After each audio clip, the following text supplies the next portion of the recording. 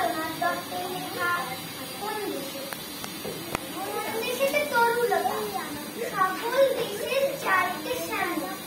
কোন দেশেতে চলতে গেলেই চলতে হয় দুর্বা কোমল। কোথায় ফলে সোনার সোনার কমল ফোটে, সে আমাদের বাংলাদেশ। আমাদের বাংলায় কোথায় ডাকে দোয়েল শ্যামা, চিংড়ি গাছে গাছে নাচে, কোথায় জলে মরার জলে মরালি তার পাশে পাশে।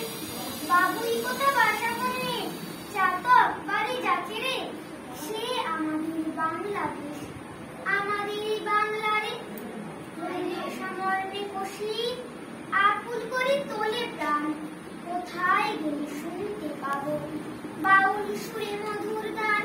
চণ্ডীদাসের রামপ্রসাদের কণ্ঠ কোথায় বাজে রে, সে আমাদের বাংলাদেশ। আমাদেরই বাংলারে কোন দেশের দুর্দশায় মোরা সবার অধিক বাইরে।